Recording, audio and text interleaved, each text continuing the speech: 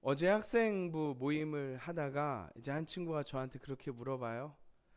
목사님 학교 다닐 때 공부 잘했어요? 그렇게 물어보더라고요.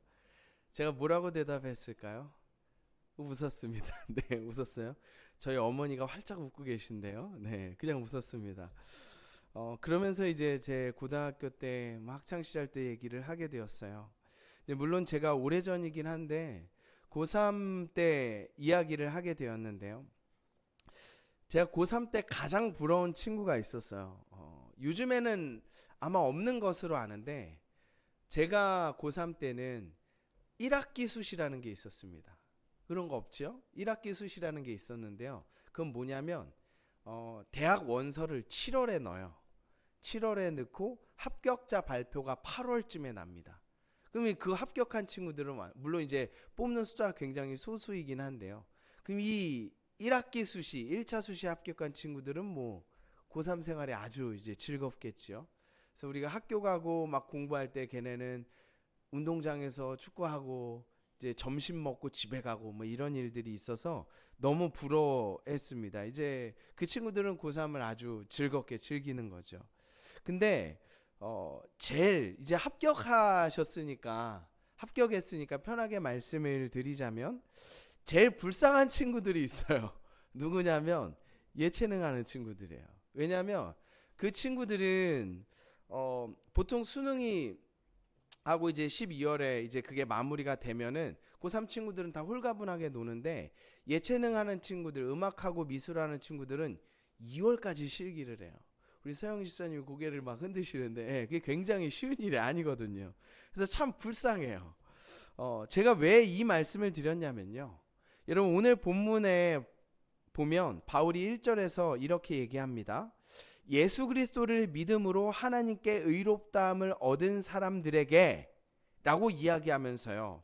1절부터 11절까지 계속 하나의 뉘앙스로 얘기합니다. 제가 짧게 볼까요? 1절을 보면 하나님과 화평을 누리자. 2절 하나님의 영광을 바라고 즐거워하느니라. 3절 환난 중에도 즐거워한다. 11절 하나님 안에서 또한 즐거워한다. 그러니까 바울이요 구원받은 사람들에게 뭐라고 얘기하냐면 예수 믿는 사람들에게 이렇게 얘기하는 거예요. 여러분 예수님을 믿으신다면 구원을 얻었기 때문에 하나님과 화평을 누리십시오. 하나님의 영광을 바라며 즐거워하십시오. 환난 중에도 즐거워할 수 있습니다. 하나님 안에서 즐거워하십시오. 우리가 우리의 신앙의 고백으로 받는 웨스터민스터 소요리 문답 제1번에도 그렇게 말합니다. 사람의 제1의 목적이 무엇입니까? 사람의 제1의 목적이 무엇이죠? 하나님을 영화롭게 하고 그분을 영원토록 즐거워하는 것입니다. 하나님을 영화롭게 하는 것과 그분을 즐거워하는 것, 하나님을 누리는 것에 대해서 이야기합니다. 그리고 바울도 오늘 본문에서 보면 예수 믿는 사람들에게 하나님을 누리라고 얘기해요. 그분을 누리고 화평을 누리고 그분 안에서 즐거워하라라고 얘기합니다. 근데 여러분 바울이 어떻게 하나님을 믿는 사람들에게 누려라 즐거워하라 이렇게 얘기할 수 있는 줄 아십니까? 왜냐하면 예수님을 믿는 사람들은 이미 구원을 확정받았기 때문입니다. 그러니까 누리라고 즐거워하라고 얘기할 수 있는 거예요. 제가 아까 수시 얘기했잖아요. 여러분 만약에요 1차 수시를 1학기 때 합격한 친구들이 있어요. 그런데 그 친구들이 마지막에 수능을 봐서 어느 정도의 높은 점수를 맞아야 합격한다고 하면 남은 기간 고3을 다른 친구들과 마찬가지로 공부하면서 스트레스를 받으면서 준비해야 되겠죠. 그렇죠? 그런데 만약에 그 합격이 완전한 합격이라서 1차 합격 7월달 8월달에 7월달에 원서에서 8월달에 딱 합격 통지를 받았다면 남은 기간은 편하게 자유롭게 놀 수 있는 것이죠. 바울이여 우리에게 예수 믿는 사람들에게 너희가 하나님과 화평함을 누려라, 너희가 하나님 안에서 즐거워하라 라고 말할 수 있는 근거가 무엇이냐면 구원은 우리가 이루어가는 것이 아니라 예수님을 믿는 믿음이 정말로 있다면, 정말로 여러분이 예수님을 믿으신다면 이미 구원을 확정받았다는 겁니다. 오늘 5장 1절에 보면 바울이 이렇게 얘기하죠. 우리가 믿음으로 의롭다 하심을 받았으니, 믿었으니까 의롭다 함을 받았어요. 그러면 우리 주 예수 그리스도로 말미암아 하나님과 화평을 누리자라고 얘기합니다. 화평을 얻어라라거나 화평하도록 노력하라라고 이야기하지 않습니다. 화평을 뭐라고 말해요? 누리라라고 말해요. 이 누리라라는 말은 현재형으로 적혀 있습니다. 왜냐하면 이미 얻었기 때문에 그래요. 예수 그리스도의 복음의 능력으로 우리의 죄가 하나님 앞에서 사함받았고 우리와 하나님과의 관계가 평화로워졌어요. 반역자로서 내가 나의 주인이 되어서 내 멋대로 살려고 하는, 감히 창조주 하나님이 어떠한 분인지를 생각하지 않고 나는 내가 원하는 대로 살 거야, 내가 느낀 대로 살 거야, 이러한 반역자의 기질이 아니라 예수 그리스도의 보혈의 공로로 우리에게 성령을 보내셔서 하나님이 우리를 인도하시고 역사하시고 또한 그 보혈의 공로로 우리에게 의롭다함을 얻게 하시고 의의 옷을 입히셨기 때문에 이미 우리는 하나님 앞에 화평을 얻었다라고 말합니다. 그런데 화평을 얻었는데 문제는 무엇이냐면 우리가 누리지 못한다는 것이죠. 예수님을 믿는 믿음으로 우리의 구원이 확정되지 않고, 여러분, 우리가요 신앙생활하면서 자주 기억 못하는 것 중에 하나가 있는데 그것이 무엇이냐면 마치 예수 그리스도를 믿는 믿음이 우리 신앙생활의 시작인 것처럼, 구원의 시작인 것처럼 생각하면 잘못된 겁니다. 여러분, 자 보세요. 내가 예수를 믿었습니다. 그러면 이제 구원이라는 통로에 발만 디딘 것이 아니라 예수 믿는 그 순간에 우리의 구원이 완성된 줄 믿으시기 바랍니다. 우리의 노력으로 구원을 다시 얻는 것이 아니에요. 그렇다면 어떻게 우리가 하나님을 누릴 수 있겠습니까? 노력해야죠. 괴로워야죠. 힘들어야죠. 그 길이, 그 짐이 무거워야죠. 하지만 예수님께서는 내가 너희에게 주는 십자가 짐은 가볍다, 쉽다 말씀하십니다. 바울도 그래서 누리라고 이야기해요. 왜죠? 이미 확정되었기 때문입니다. 예수 믿기는 한데 내가 나중에 천국에 가지 못하면 어떡하지? 불안해하지 마세요. 여러분에게 예수 믿는 믿음이 있다면 불안해하지 마세요. 존 메가더는 MNTC 주석에 이렇게 썼습니다. 한번 들어보실래요? 신자들의 죄 때문에 누군가가 미래에 벌을 받아야 한다면 이들의 죄를 친히 지신 분 곧 예수 그리스도여야 한다.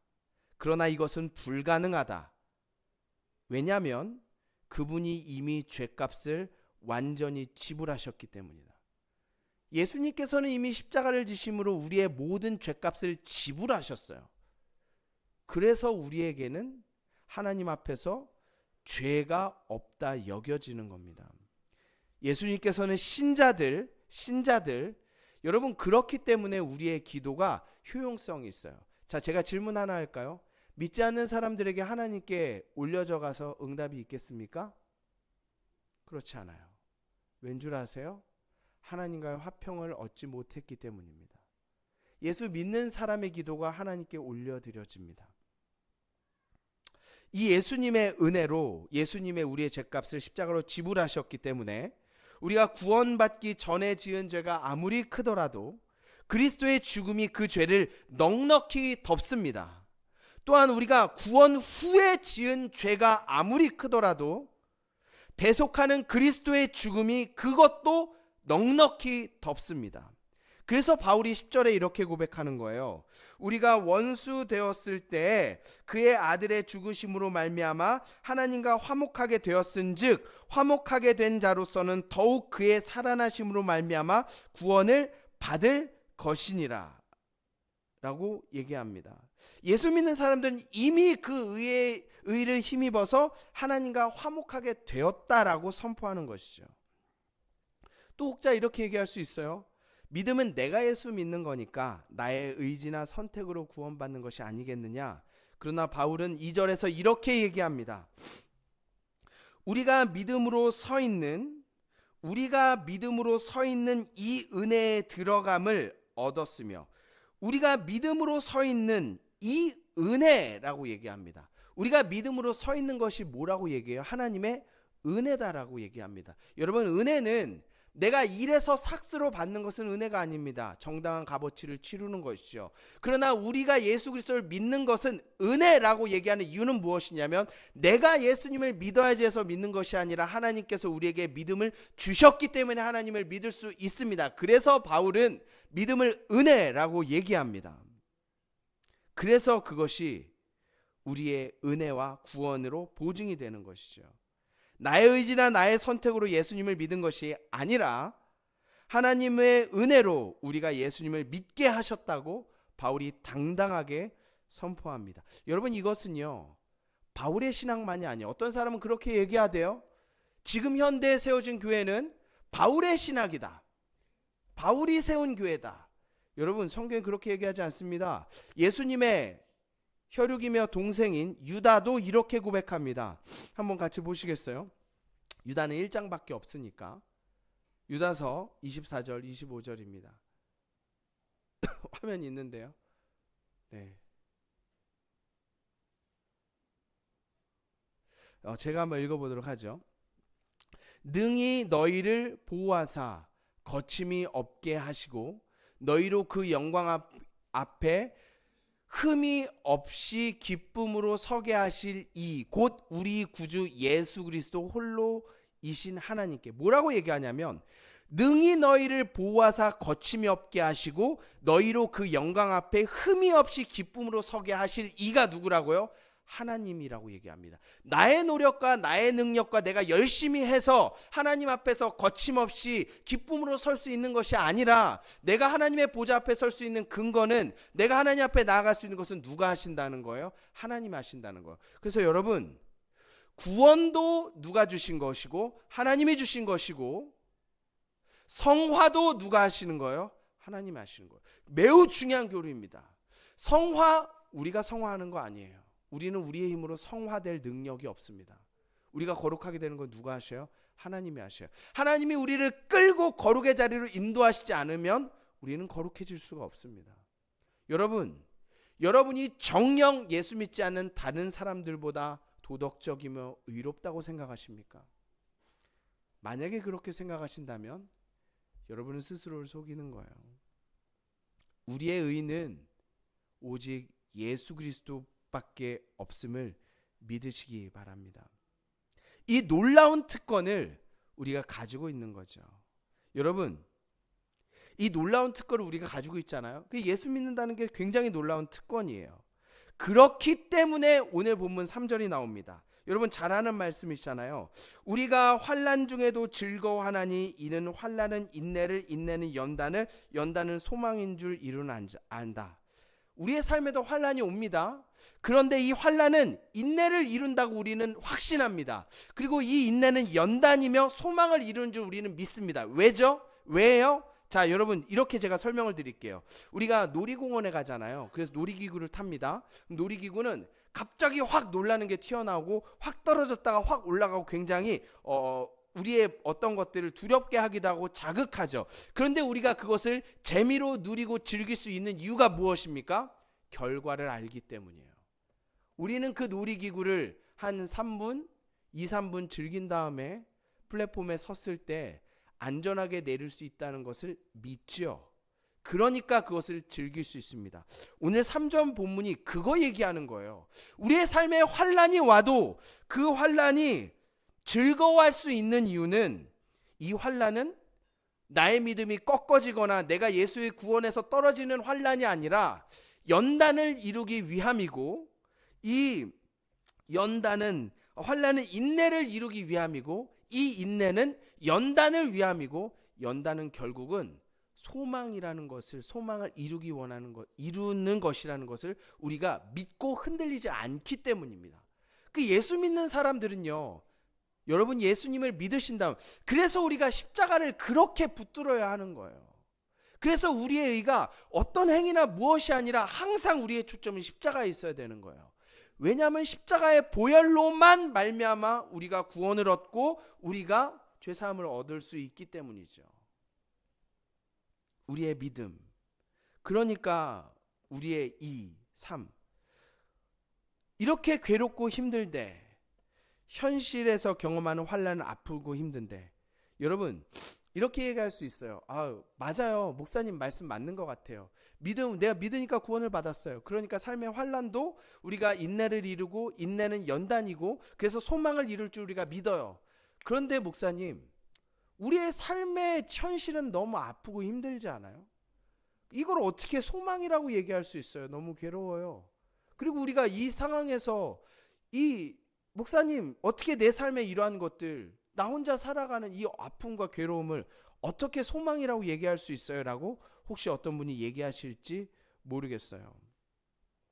그러니까 이런 거죠. 합격이 진짜 합격입니까? 여러분, 요즘에는요, 이런 게 있습니다. 신혼부부들이 이제 결혼해서 임신을 하잖아요. 그런데 한 6개월 정도까지는 요즘에는 알리지도 않아요. 왜 그런 줄 아세요?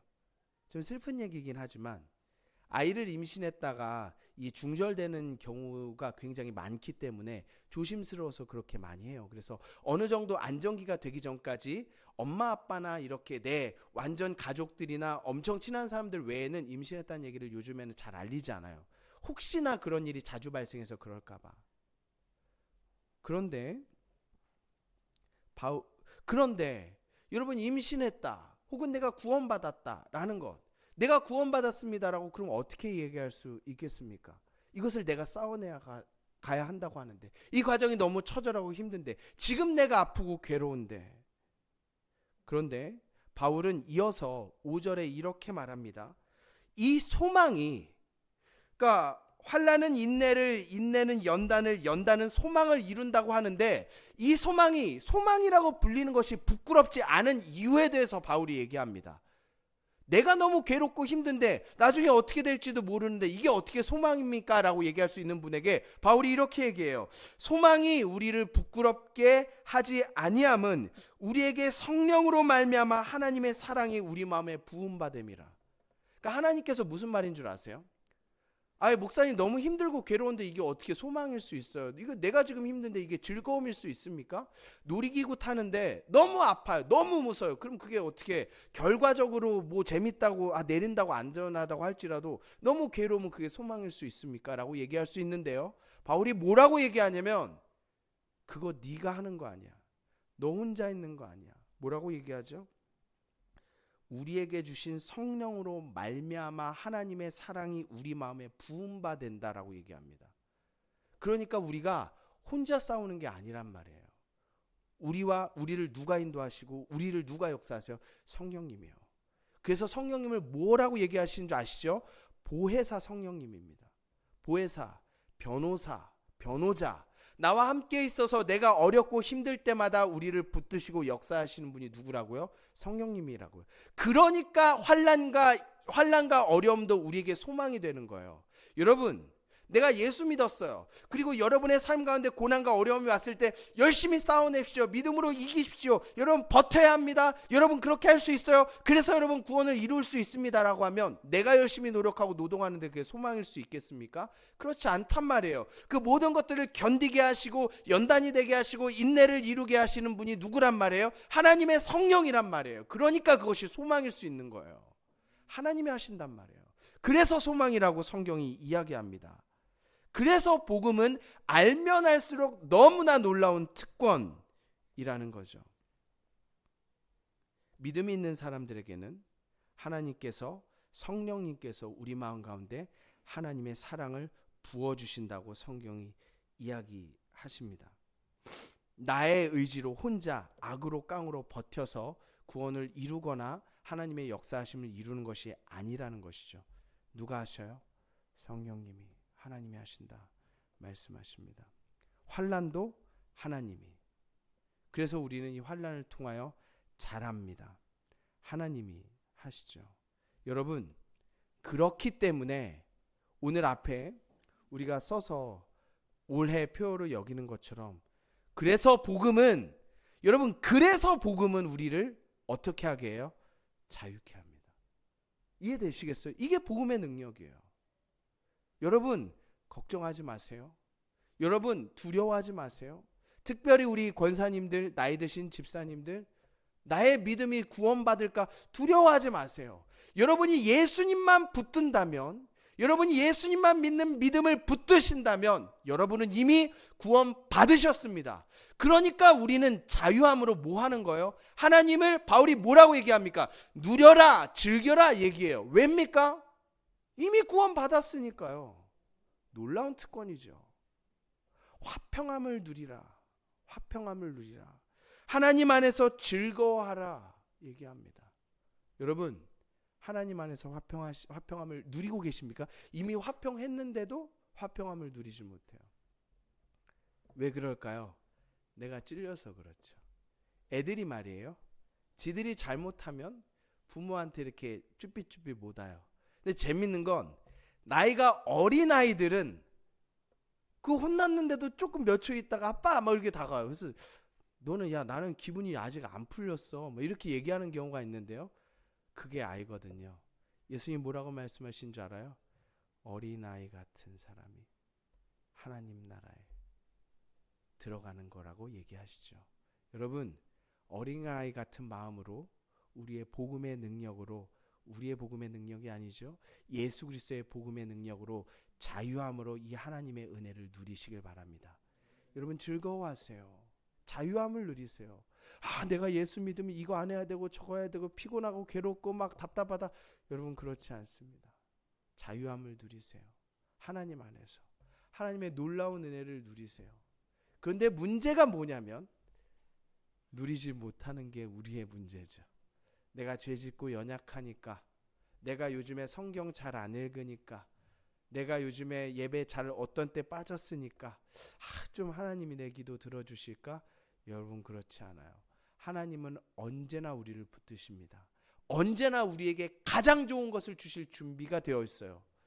그런데 때로는 우리가 하나님 왜 나에게 이렇게 하시지? 기도해도 말씀하지 않으시고 내가 예전보다는 뭔가 좀 이렇게 답답하고 여러분, 왜 그럴 것 같아요? 두려워하지 마세요. 걱정하지 마세요. 여러분에겐 이미 믿음이 확정되어 있다니까요. 그러면 그것에 관한 이유가 분명히 있겠죠. 지난주에 살펴본 것처럼 아브라함에게도 하나님께서 13년 동안 말씀하지 않으셨어요. 왜 그렇다고 얘기했습니까? 왜요? 그의 생식 능력이 완전히 물리적으로 없어질 때까지 기다리셨어요. 내가 너한테 아들을 내 씨로 말미암아 준다고 얘기했는데 안 믿었지? 봐라, 13년 지나서 99세가 되자 봐라, 나는 전능한 하나님이다. 내가 너를 통해서 네가 자녀를 낳을 모든 소망이 끊어졌으나 내가 줄게 하고 주신 아들이 뭐예요? 이삭입니다. 하나님께서 13년 동안 왜 말씀 안 하셨어요? 기다리신 거예요. 하실 일이 있으셨던 거예요. 그러니까 여러분, 믿음 흔들리지 마세요. 두려워하지 마세요. 우리가 해야 될 수 있는 유일한 가장 최선의 선택은 어떠한 상황에도 예수를 붙드는 겁니다. 하나님이 선하십니까? 언제나 그러하십니까? 믿으시길 바라요.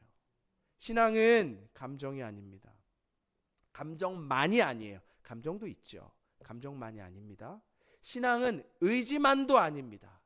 우리의 지적으로 하나님에 대해서 아는 것과 우리의 감정과 우리의 의지를 담아 하나님의 살아계심을 누리시기 바랍니다.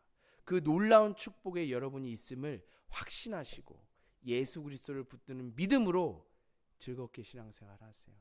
여러분, 좀 우리가 그래서 너 뭐가 행복하니? 너 예수 믿으니까 기분이 좋아 보이네, 걱정이 없네, 이런 말 들어야 되지 않겠어요? 왜요? 우리의 미래와 우리의 모든 삶은 나에게 있는 것이 아니라 하나님께 있기 때문입니다.